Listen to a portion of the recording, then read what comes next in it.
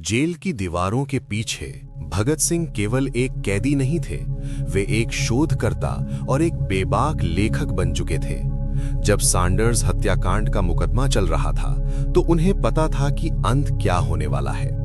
उन्होंने तय किया कि वे अपनी शहादत से पहले दुनिया के लिए एक वैचारिक वसीयत छोड़ जाएंगे। ये वो दौर था जब भगत सिंह ने अपने सबसे प्रभावशाली लेख लिखे। उनकी भाषा में कबीर की कड़वाहट थी, मार्क्स का तर्क था और एक देशभक्त की तड़प।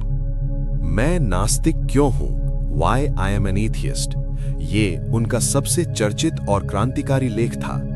जेल में एक धार्मिक कैदी ने उन्हें अहंकारी कहा क्योंकि वे ईश्वर की प्रार्थना नहीं करते थे। इसके जवाब में भगत सिंह ने तर्क दिया कि वे किसी अहंकार के कारण नहीं बल्कि सत्य की खोज के कारण नास्तिक हैं।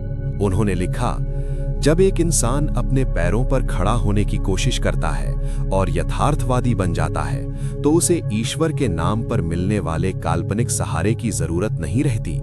उन्होंने तर्क दिया कि अगर ईश्वर सर्वशक्तिमान और दयालु है तो दुनिया में इतनी गरीबी, भुखमरी और अन्याय क्यों है?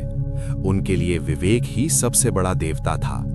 भगत सिंह केवल अंग्रेजों को हटाना नहीं चाहते थे, उनके लेखों में बार बार एक चेतावनी मिलती थी, सावधान, अगर आज गोरे साहब चले गए और उनकी जगह भूरे साहबों ने ले ली तो आम आदमी की जिंदगी नहीं बदलेगी। वे चाहते थे कि खेतों का मालिक किसान हो और कारखानों का मालिक मजदूर। उनके लिए आजादी का मतलब था इंसान द्वारा इंसान के शोषण का अंत। उन्होंने अछूत समस्या पर लेख लिखकर जातिवाद पर कड़ा प्रहार किया और युवाओं को संदेश दिया कि जब तक समाज में ऊंच नीच रहेगी तब तक देश वाकई आजाद नहीं हो सकता। भगत सिंह बहुभाषी थे, वे हिंदी, उर्दू, पंजाबी और अंग्रेजी में समान पकड़ रखते थे। उन्होंने कीर्ति और महारथी जैसे अखबारों के लिए छद्मनामों जैसे विद्रोही से लेख लिखे। एक बार उनके साथी ने पूछा, भगत, मौत सामने खड़ी है और तुम किताबें पढ़ रहे हो? भगत सिंह मुस्कुराते हुए बोले, मैं पढ़ रहा हूं ताकि जब मैं मरूं तो मेरे विचार मेरे साथ न मरें, मेरी किताबें मेरी जगह बोलेंगी। नैरेटर, अक्सर इतिहास उन्हें केवल एक एंग्री यंग मैन के रूप में पेश करता है, लेकिन उनके लेख बताते हैं कि उनके भीतर एक बहुत ही शांत और सुलझा हुआ दार्शनिक था।